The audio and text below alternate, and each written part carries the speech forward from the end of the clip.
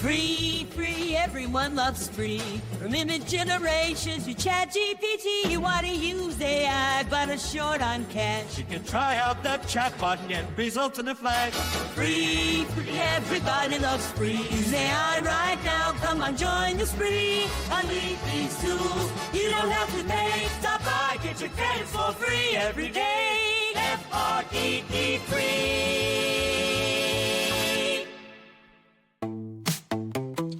Welcome to Fuse, the AI Creative Podcast, where we explore the intersection of AI and creativity with your hosts, Rob and Jason.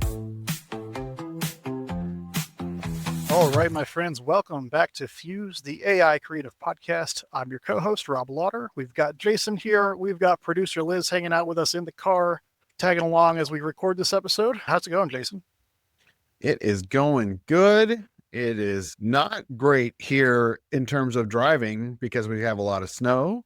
Staying busy with AI these days. I just a couple of weeks ago started a new AI in the church cohort, and I'm pretty excited that next week is our second gathering. And in that one, people are supposed to share something creative they've done with chatbots. So it's always kind of fun to see what people do with that. What have you been up to, Rob? What's new in your AI world? Yeah, so I've been prepping for a 2-day pre-conference I'm doing at Exponential in a couple weeks, so that'll be fun. If you are going to Exponential Conference in Orlando, let us know, and we will meet up. I've been writing a few more articles on Medium on some image generation stuff. One other cool thing I've done recently is I built this email triage bot with some ChatGPT stuff to sort and clean up my inbox. So it just monitors my emails, and as they come in, I've given it some instructions on how to categorize them, and some tools to mark them as read or move them to labels or things like that. So that's been made my life a lot easier with AI. Man, you do cool stuff. I just make myself into cartoon characters and do weird things. It's pretty awesome that you can do things that are actually useful. That's awesome. Well, today we are going to talk about free, as you heard in that intro there. And this is kind of a two-parter because today we're going to talk about free commercial models, like the models that you don't have to be Rob-like in your knowledge of AI and be able to do all of the really technical stuff. And then we're going to do a whole episode where Rob's going to tell us about how he does some of that cool stuff that you heard using open source models. And as we get into our episode, we're going to talk about a few different categories. We're going to talk about chatbots, image generators, music generators. We might even talk about video. So if you've got a low budget, if you got no budget at all, if you're just looking to get started, this episode is the episode for you as we talk about free. Yeah, one of the things I appreciate so much about free models here is that, it's just like test driving a car or anything else. You get to experience it before you actually purchase it. So we'll look at several of those here as we go up. Jason, how about starting with chatbots? Which chatbots have free tiers that are actually useful, and what do we get out of them?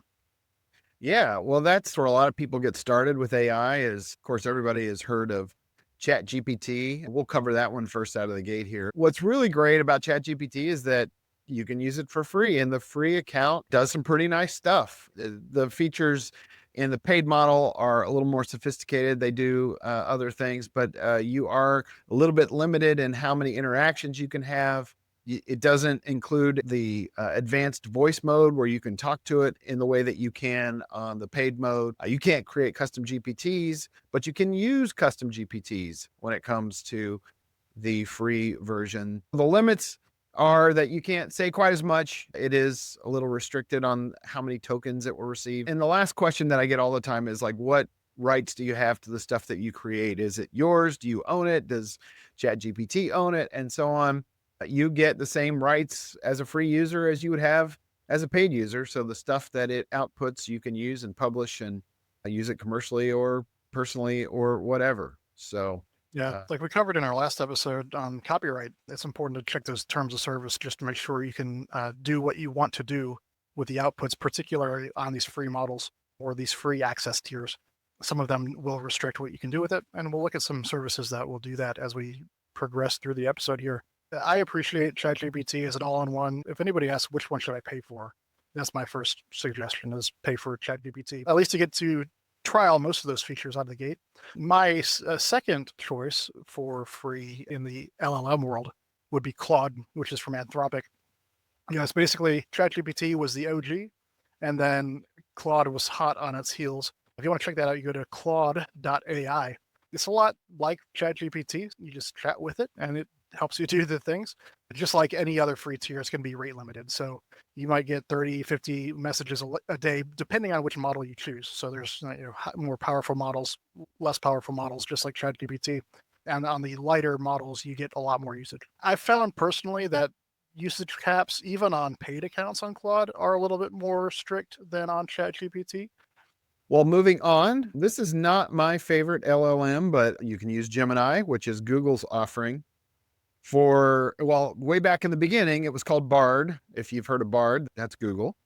It does include in its free tier a couple of nice tools. Notebook LM, which will create a podcast type of conversation. There's a more advanced one when you use the paid tool, but the free one includes it. And you can generate images as well with the free tool. And it's currently emerging as part of the Google ecosystem. So you can access it for free. It is heavily throttled at times. You're using the stripped down model, so the capabilities are not as good as the full version, but it's still worth playing with. I have found that oftentimes it's a little more opinionated than I would like, but that doesn't really have anything to do with it being free or not free. Jason, sometimes I'm a little bit more opinionated than you'd like. Well, it's part of what I like about you. I like your opinions. Even when I don't like your opinions, I like talking about them. So you own your outputs, but here's what's probably going to happen on any LLM you use. They are going to have the right to train their model on your interactions with the model. So it is taking in the things that you're saying in the outputs and the way you interact with it and training the model for the future so that it can better interact with humans. You are the product. So in this case, all of these providers want to get data, and you provide that data by using it. So again, check those terms of service. Yeah, I kind of agree with you on the Gemini side. It's not my favorite chatbot to use, but I think it's got some of the best features, honestly. Like you mentioned Notebook LM, where you can just take a bunch of content, throw it in, and just do whatever you want with it for free. So I go to Gemini when there's one of those features that just don't exist anywhere else. All of these things are a game of like, what do the different tools do and how do you use them and how can you arrange them to get stuff done?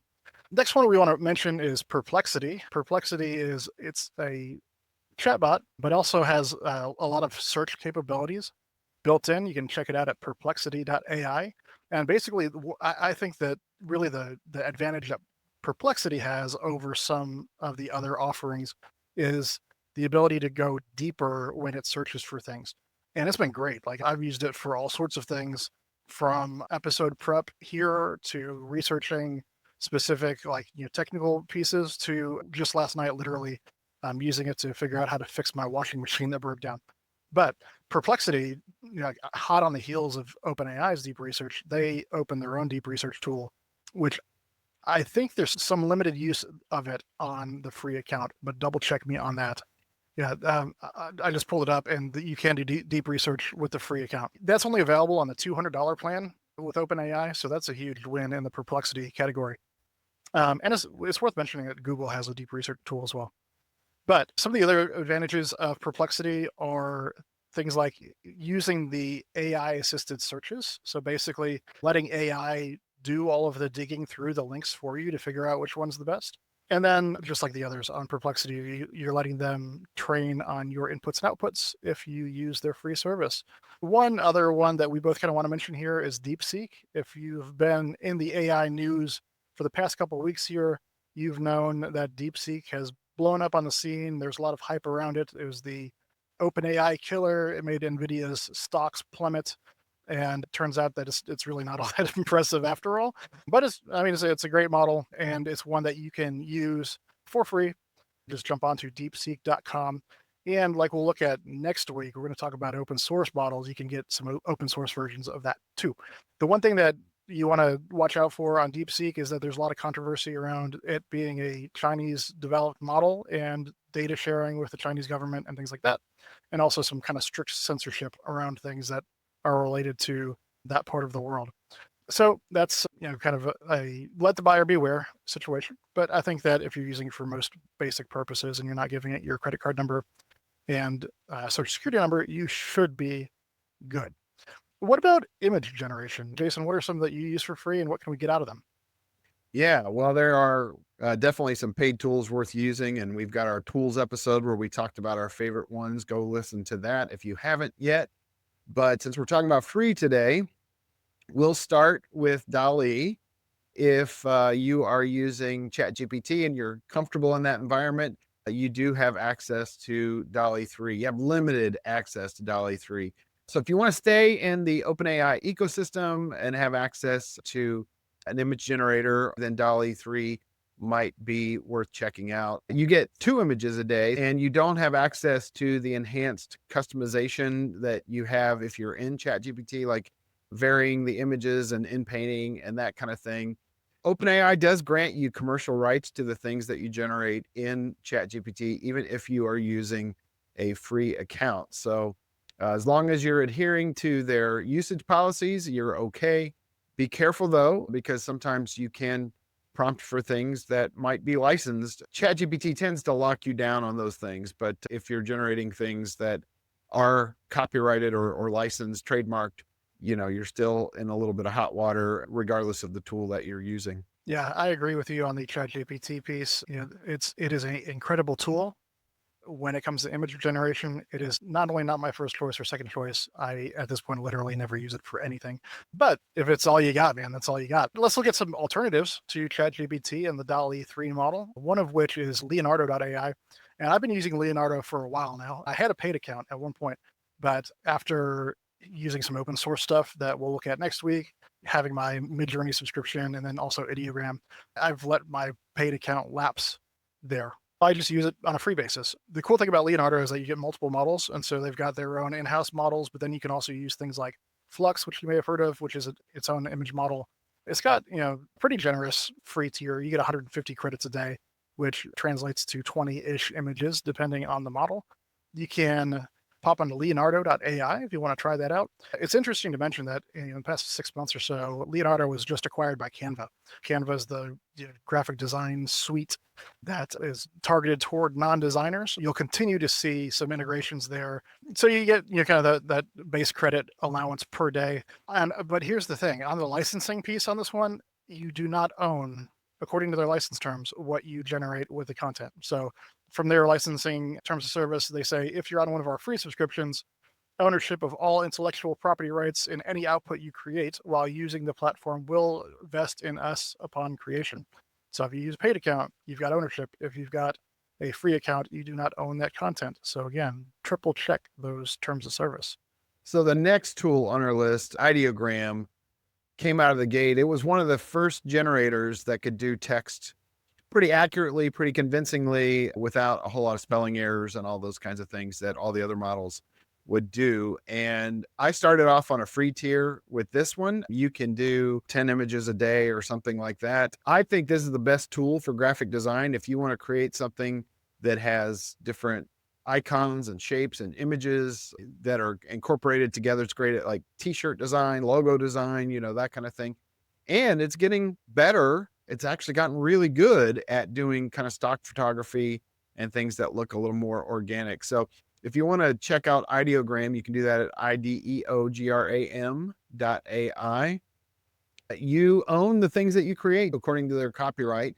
They don't claim any ownership over the stuff that you put in or the stuff that is output, and you're not restricted in how you use it for your own purposes. So I would definitely recommend you check out Ideogram, and you may find, like I did, that free just wasn't enough. I'm using it so often that I decided it was definitely worth a paid plan.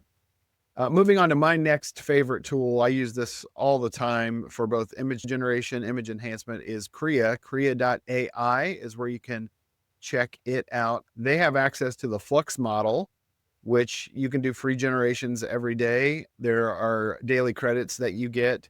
They change this a lot, so I don't want to give you a number because it seems like it's changing pretty regularly, but When I was just on the free plan, I noticed that I could generate a number of different either enhanced images where it would take an AI image and add a lot of fine detail to it, or now that Flux is here, I could generate a number of Flux images on it for free.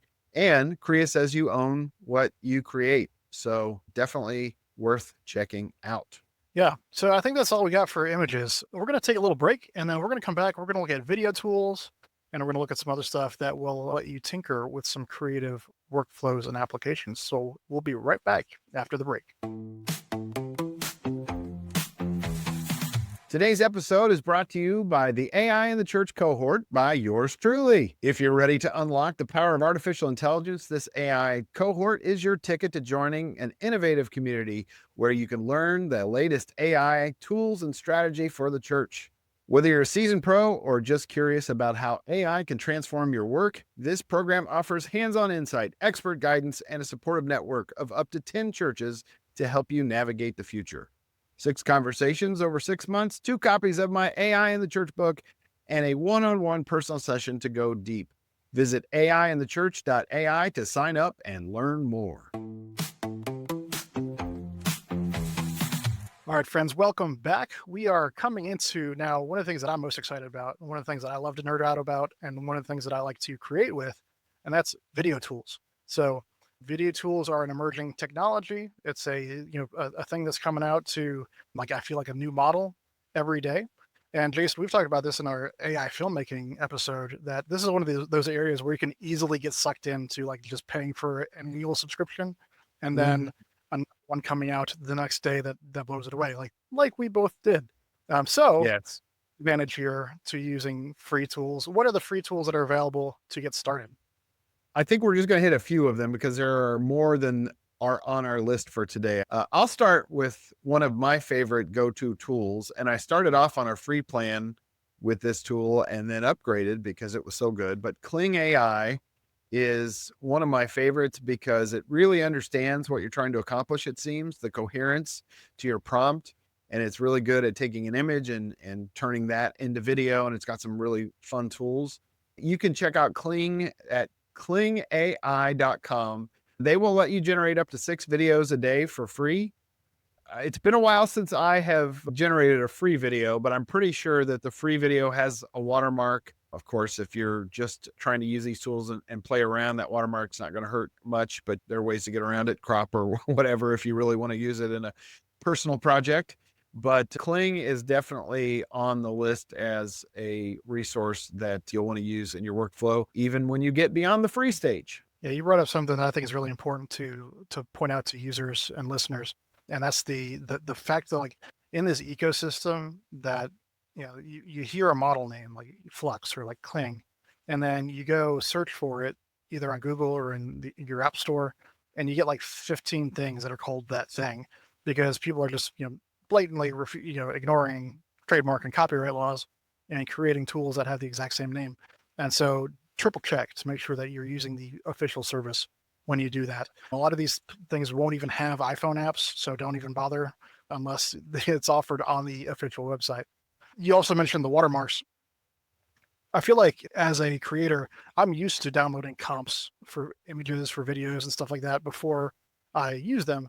And so, we're kind of like in that world where we're used to watermarks. But remember that if you're generating content and you get something that you like, it's really hard to go back and redo it with a paid plan. So just be aware of that as you're going through and creating stuff. This is for all the tinkering in the world that you want to do. At some point, you're going to want to hunker down and buy a paid plan on one of these services that you like. Or we'll look at some other options for running stuff with our open source model. Next up on the list is Luma Labs. Luma Labs, man, I feel like Luma was one of those that did that pattern of like, Runway just dropped and then here comes Luma and it looks great. And I was like, I want to buy Luma. And then I did. And then something else better came along the next day. But Luma is still very good. They just came out with a Ray 2 model, offers a bunch of tools. Now, here's the thing. When I first started using Luma, it was like your basic image or video generation thing. Now it's got like this really weird UI, and I don't even really know how to use it. So I use Luma elsewhere through an API. But if you want to check it out, I think they're really designing it for creatives. And Jason, you always talking about how I've got the technical side of the brain. I feel like Luma was really built for those more flowy and creative thinkers rather than the logical thinkers. I'll tell you though, in doing the research for this particular podcast, I went back there and it was way too iMac-y for me. You know, like you remember the blue bubble iMac or whatever that thing was called, the Aqua iMac, just looked like a toy. The new interface is too simplified. It's too right-brained. And I was like you, I don't know even how to get around it anymore. And I did use it in the early days.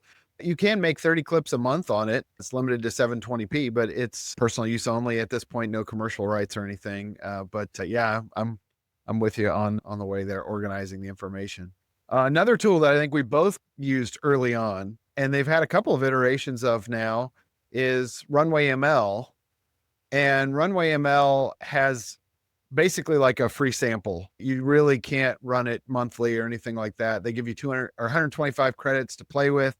Believe me, those 125 credits do not last you long. We did talk about in our tools episode that this is one of our favorite tools, both of us. I use it all the time. But if you want to just go get your little taster spoon and take your little bite, you may decide, gosh, this tastes so good, I want to buy a whole plan. The plan that you really want is about $100 a month. So it's a big leap from free, but it's worth it. But this is personal use only for the ones that you get for free. You have no commercial rights to it.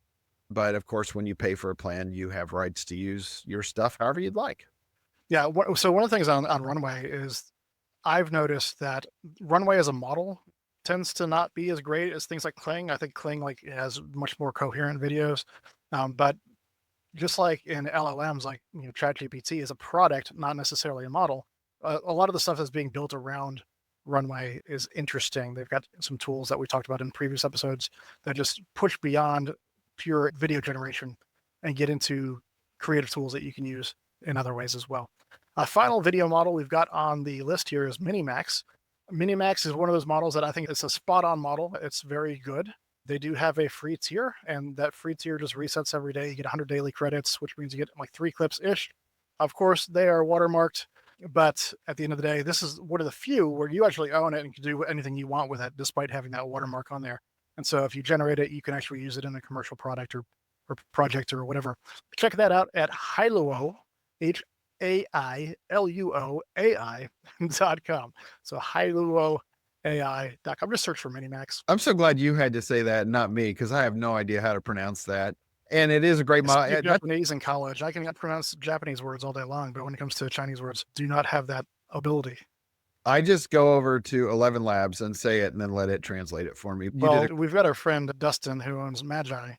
And anytime you try to do that with 11 Labs, you get Magi. Okay. But let's get into our next category, Jason. So we've looked at chatbots, we've looked at image models, we've looked at video models. That leaves music tools. And we are both nerds in this area. We love to play.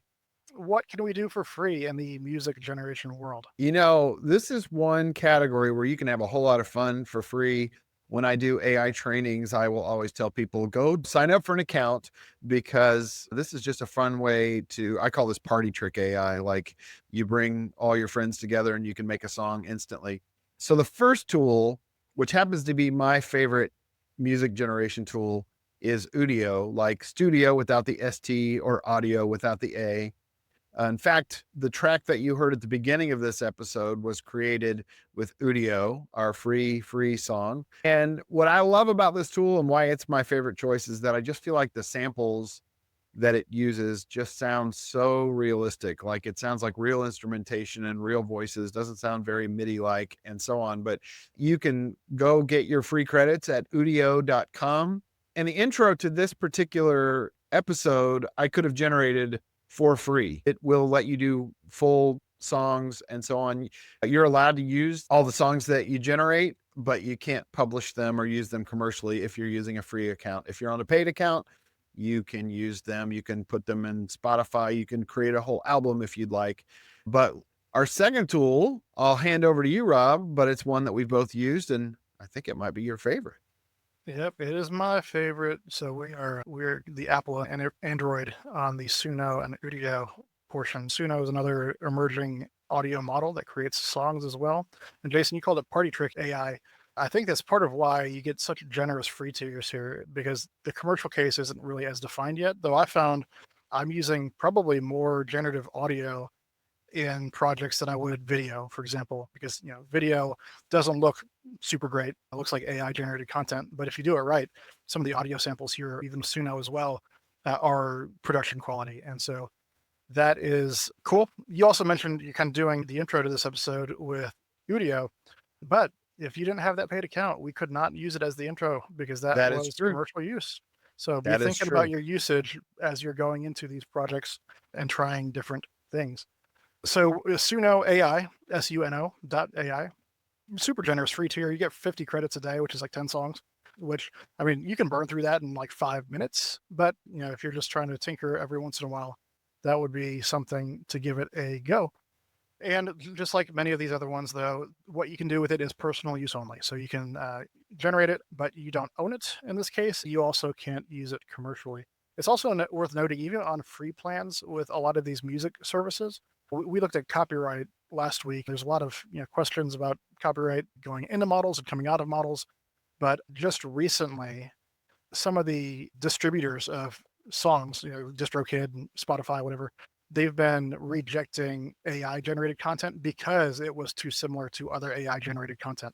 So it's not, that it's AI generated to begin with, but even with commercial usage on a paid plan, you might not be able to use it as widely as you'd like to, because at the end of the day, even the services will tell you, you can put in stuff and get something very similar to what other users are creating. That's part of why I like to use reference tracks, or you kind of record my own, is because you can generate stuff that is distinct and doesn't have that same feel and same beats and chord progression that everybody else's has. And then we've got the new kid on the block, right? We've got Refusion, which we just talked about in our tools episode, and it's 100% free for now. And it's pretty good. It does a great job. I think just like what happened at first with Suno and Udio, when they first came out, you could generate as much as you wanted all the time and could have a whole lot of fun with it. I'm sure that plans are coming and all of that, but for right now, I would definitely check out Refusion. As far as I can tell from my experiments with it, it doesn't throttle you down. It looks like you can right now generate as much as you want. It is important to note, though, that according to their terms of service, all of their usage currently is non-commercial. So it's free. You can play with it all you want, but you cannot currently use their stuff commercially. So you can impress your friends all day long and have fun and laugh and all those kinds of things. And you're going to have to wait for the service to mature a little bit before you can stick it in your podcast intro or your commercial project.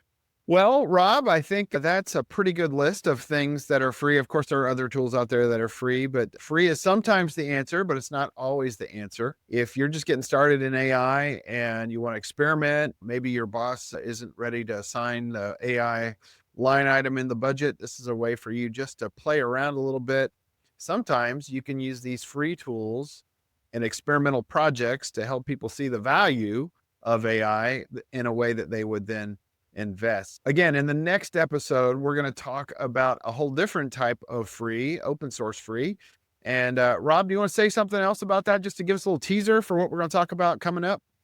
Yeah, I feel like we like every time, like as we were going through this episode, I'm like, oh, limitation. Like you can't use it commercially. You can only do 2 at a time, whatever.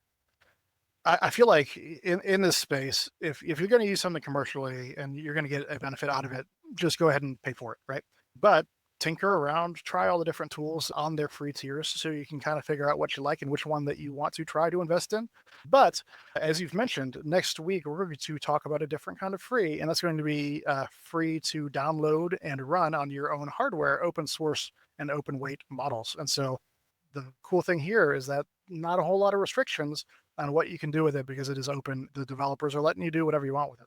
This has been a great episode. I think that folks that have listened will have a lot of places to start.